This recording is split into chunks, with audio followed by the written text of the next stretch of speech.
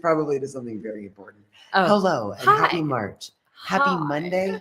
Welcome. Happy Q&A Monday. Welcome. We just found an orphaned washer sitting here on our table, and I'm sure it's very important, but we don't know what it goes to. It's true. Hey, Carla. What's Happy up, Monday. my love? What about this blustery day, yo? Right? Carla is also here in sunny Las Vegas with us, where it was sporadically sunny today, but it sporadically. It got we were cold. chasing the sun. We're chasing the sun. It's crazy cold. because a lot of people live in Like places 50. where it's very common to not have sun on a regular But basis. we get a But little we tweak when there's no live sun. in this like euphoric world where it is always sunny. And then we get one day of clouds and we're like, where's the sun? Could we get it? I don't know. I can handle one day. Sometimes. She said, oh my God. It was insane. Garbage day, of course. I was thinking about, because Tuesday is garbage day for us. And I was thinking, I'm so glad our garbage cans aren't out there being blown away to our neighbor's house. We've had it those days too. I mean, let's count our blessings. The only weather that we really have in Vegas is wind, right? Like we don't get tornadoes. We don't have, we have earthquakes, but they're like everyday, tiny little, nobody notices. We don't have like, it's like, it went like 200, it usually is like 200 days in between a rain. Like we don't get a lot of weather. No. We have sun and we have peace. We have heat. in the summer.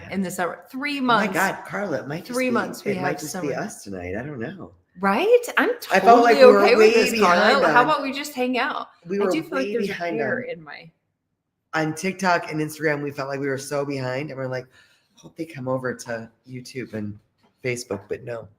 So we just get to hang out. Yeah, let's just hang out.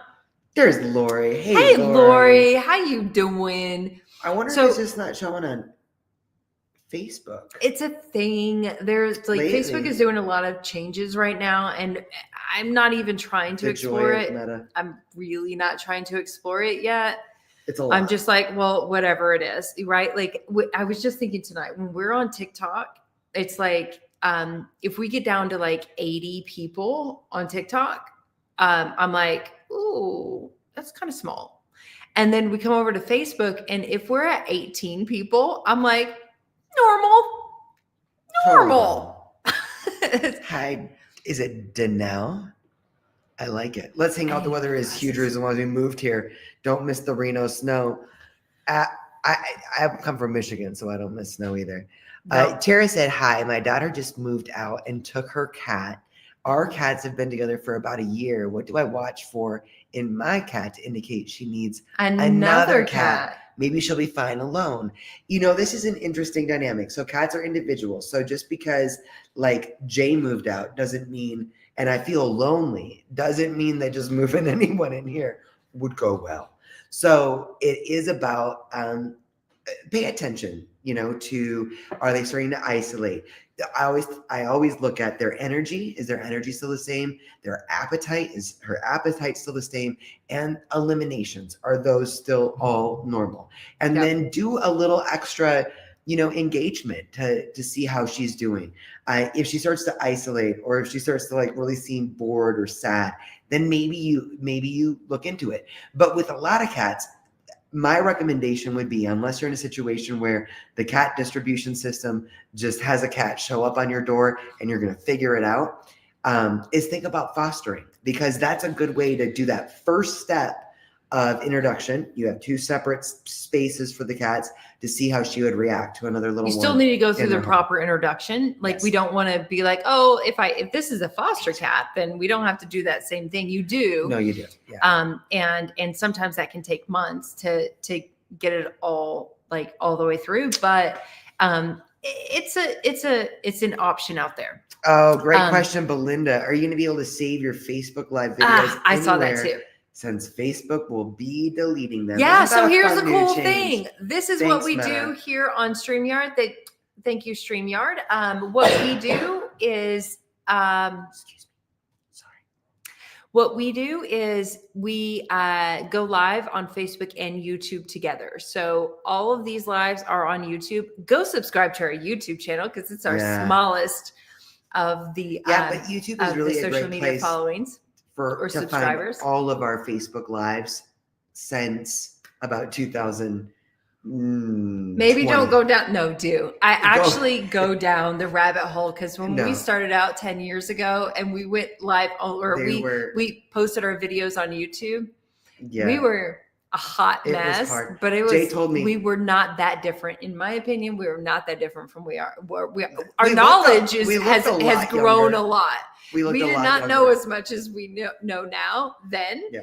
But we were Mr. Milligan is we here. definitely looked a lot younger, but we were still groovy.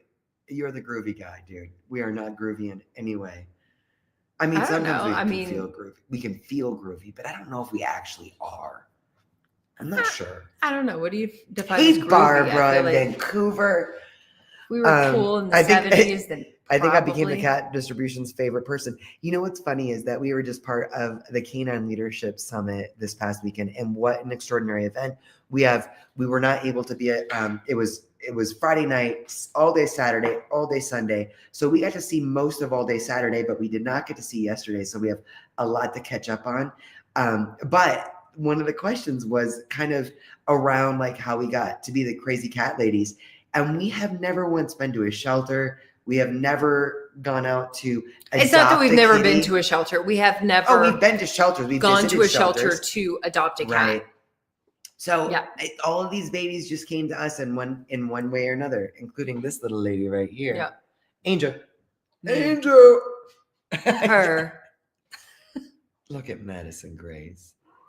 Yes, you baby girl. Do you want to come sit with me? I say baby girl. Angel. She's a little angel. She's a little lady. The others keep showing up at my house and they keep bringing their whole family with them. Same. Like literally same. Like that's like. No, we do have two sibling sets. Yeah. Over our past 20 years, like the cats, and we said that on our in our interview in the summit this weekend, we were like, honestly, and it was nice because it was actually called the Canine Leadership Summit. So we were like, just so you know, we always thought of ourselves as dog people. We still kind of do. Like, I mean, if I were to like be like, is that a mosquito? No, it's way too small. No, that's a little gnat. Oh, but Madison wants it. Is gonna get it. It's a little. It's like a baby girl. She's like, oh wait, you can't crawl up on there. You can't crawl up on there, baby girl. But like, we love dogs. I mean, but most of us cat people do too. Right? Yeah. Like cat people love all animals, right? She is a bird lady through and through. Oh, Madison is gonna be fun, you guys. What? Angel, here we go. She's gonna be our my goodness. Oh. I can't let you up on the computer though. I can't let you up on the computer. Can you watch him from here? Yeah? She's like, oh, it went down. Is he up? Where is he? Where is he? Is she the prettiest girl in the world? Isn't she? Aren't you, baby? Hi, Lisa. We're just looking at how pretty Madison is. That's what we're doing tonight. Look at this pretty girl. We're just going to pay attention to this beautiful girl. Deploy your anti-aircraft cat. Rob, that is the best. All cats are anti-aircraft cats, are they not? Yep. Yep. It is. Do you know there was once an extraordinary situation in our house where we had a bumblebee that made its way into our home, and it was in our bathroom window. At that time, it was like one of those like bay windows before our bathroom broke, and we had to get it redone.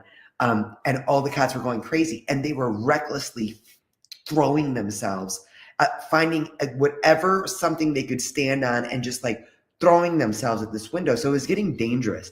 And of course, it's a bumblebee, so I want to save it. I mean, I would do the same for a fly, right? But I was able to get him away from the window. I opened up the bedroom door really wide and was like trying to get him to come out into the great room. And then I got him out in the great room, and I was able to get him. I was able to get him to land on a broom, and I was able to get him to bring him outside. But our cats were just like, they were kamikaze anti-aircraft cats. They were going crazy, like almost certain injury. And Jay wanted nothing to do with it, but it would have been an issue. So we had to save the babes, save the bee, and we all survived. Yeah. Anyway. Our home life is very treacherous here. Mary has a question. We're Hello, always I trying to finally save. got my magpie fixed. She's still skittish, but it'll take her time to get used to. But anyway, I saved another pitty, and I'm so glad she's got a home for life. Oh, yay, Oh, Mary, that's beautiful. I love that so much. I know that it's like this They do crazy get thing of, laser like, focused, finding. Carla. They do. Oh, it's dangerous. It is dangerous. It's especially funny, or maybe not funny, but when they get laser focused on a scorpion here, and it's in the summer months. Now it is this year. It's actually I always happened have in to the take the winter Blacklight a couple out times. to the catio because if you live in Vegas or anywhere that has scorpions, get In the you desert. a Blacklight. So you can find cat pee and scorpions. Yep. And that thing has been. And there's a myth out there that cats are immune to scorpion stings. And it might not be a myth. It may not because be, our but cats have never been affected. So, No. And all the times that they have showed us where the scorpions are and are batting at and But the going, I read a lot of stuff from veterinarians and people that have had cats exposed and they knew that their cat got stung, and there has been a reaction. So thankfully, none of ours have not. So they're not immune, but they hypothesize that it's because cats have fur and they have thicker skin. So unless it gets them like on their nose or someplace that's really exposed, that the scorpion stinger can't get them. But as someone who was stung by a scorpion, now if I find one in my house, it has to go. yeah, It has to, or on the catio. So I take that little Blacklight out there and I double check. Yeah, it's one of those things. Mosquitoes and scorpions are the only living being in the universe that I know of that Adrian will now say you need to die. I will. The only two. If it's a gnat, if it's a fly, if it's a bee, if it's a roach, doesn't matter. Doesn't matter. Any other being. A black widow spider. No, they're just doing their thing. Save them. Unless, You have to save them. Adrian will save them all. I Hey, Jessica, go with her lead. That's very funny. I go She with said, her lead. You're not selling Vegas very well. No, you know what? We lived in Vegas for 20 years. For 20 years we've been here now. Only here in this part of Vegas and we've been here for almost 14 years, have we seen scorpions and black widows and brown recluses. But the funny thing is our house. neighbors across the street have never seen any of these. They also have very high pest control. They do, which And we don't do because of our babies. We don't do that, right? So Kristen said, do you find scorpions in your house? What do you do? So used to, I would catch and release them with a cup so you can see what they're doing and put a piece of paper under, and then I would go to the median. I would just put a cup over it and run. When you pull in, that has two palm trees where scorpions live, essentially, and I would let them out there, and I would give them a good farewell and say, live in the palm trees, and if you try to cross the traffic to get into someone's house again, then that's on you. But you're going to be brought back here because this is where you belong. Now, since I've been stung and we have found scorpions, and Jay has I should try to get it on video sometime. Jay has a rather entertaining reaction to seeing scorpions in the house. They're they're the scariest. Then I apologize in the to them. World. I'm sorry. And I kill them in the house. I'm sorry, but like you don't, or I don't. Maybe you do. Some people grow up with them. It's fine. I didn't. I see them and I have a visceral reaction immediately. It is really with a loud scream. It's very disturbing. Like it is for not our whole household. It is not something that like household. It's just not normal to me. It's a weird thing and it has a weird thing. I'm not into it. Not into it. Alex, thank you for bringing us back on track. Are the OxyCat, CatCom, and other products safe for dogs too, or is it cats only? I know the Wormex is for cats and dogs too, so I wasn't sure if I have to order more, but couldn't remember. All of our products are cat, dog, plant, and human safe. Yes. So yes, if you do have a dog, it's going to depend mainly on weight as to what would be the effective dose. Yeah. Mr. Milligan dropping a bunch of stars to make up for your too short hit list. Some things are just made to be whacked with extreme prejudice. Do you know funny story about Scorpion? So one of my best Thanks, friends, Lisa.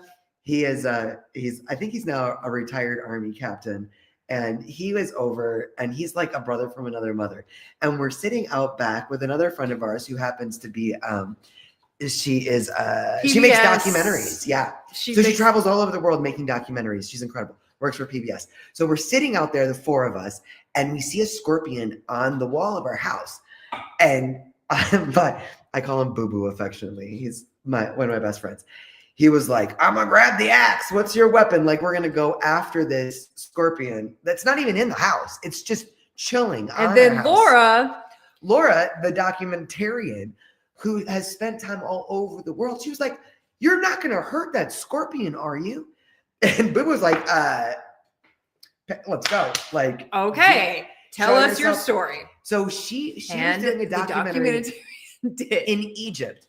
And she was like, and they're like, scorpions are worse than mosquitoes. And she said she lived in a little tent where they had their basics, whatever. And she would leave early in the morning and come back at dusk.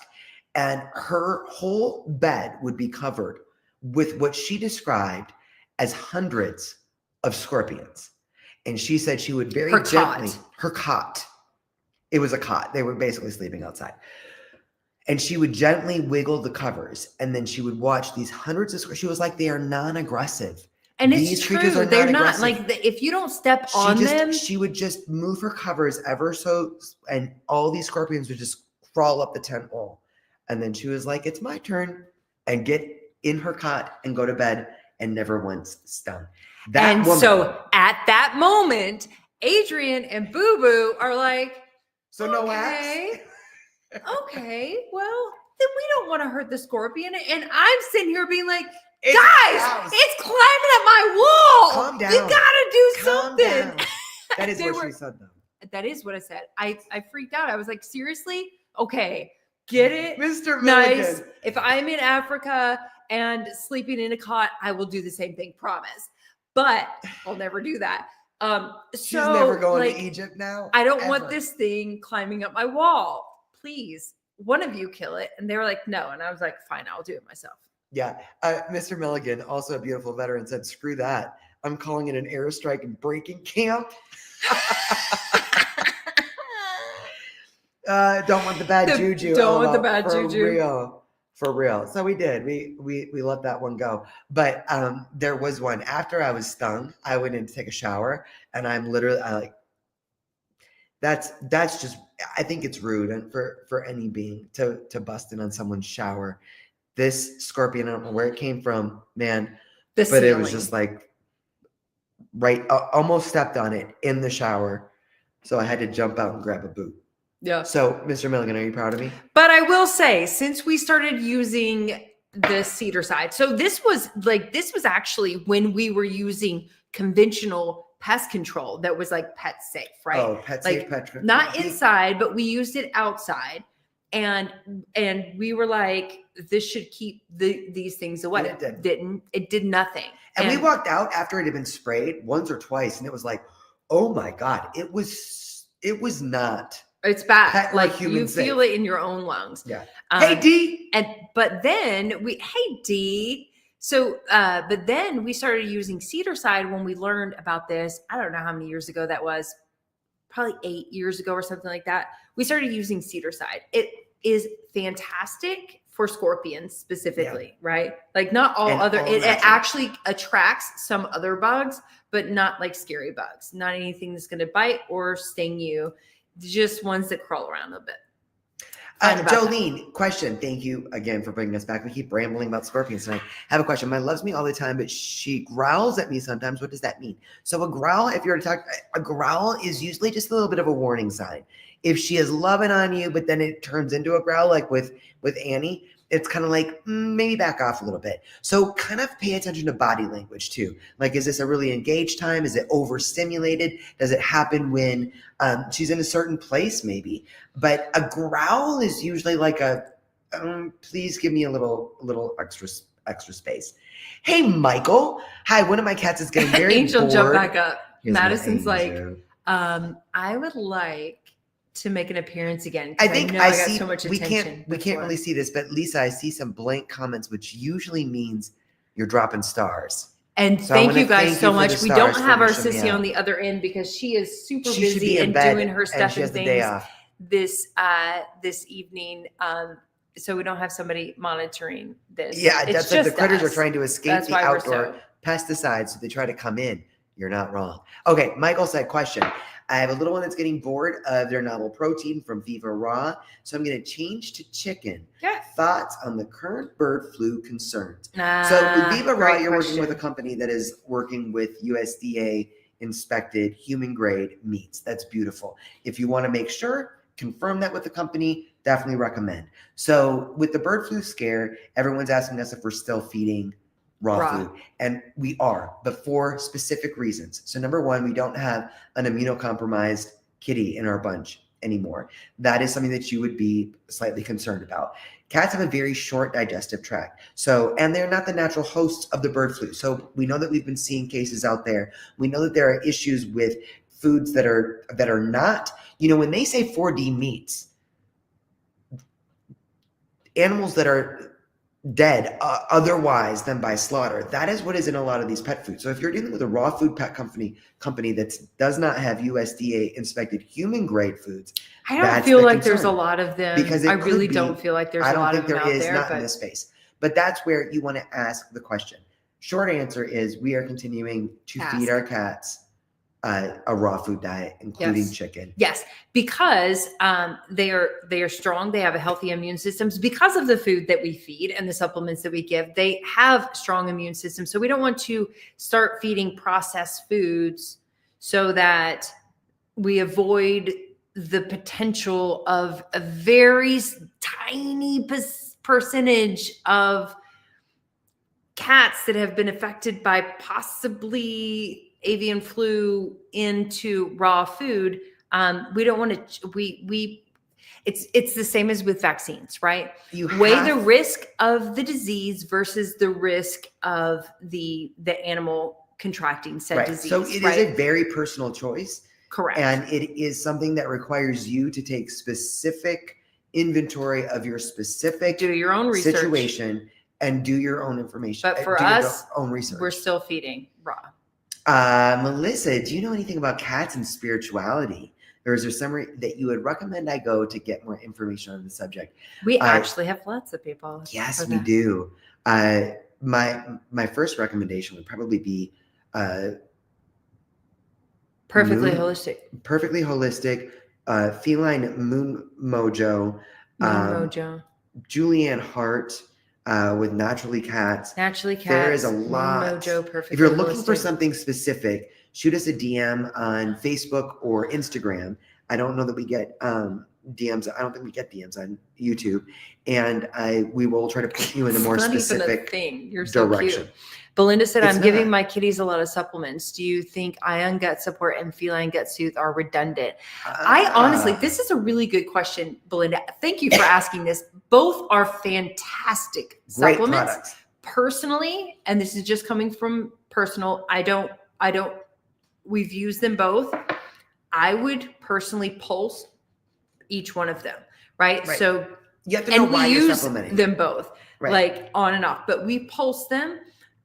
If you are using them for like a gut issue, like if your cat has had IBD or is prone to something like that, gut issues, we don't have those. So we pulse everything out like in bits and pieces, but I would use like ion gut support this week and feline gut soothe next week. And I personally, that's just personal. Or today I'm using this and tomorrow I'm using that. Same thing. You're going to get the same amount for both products, right?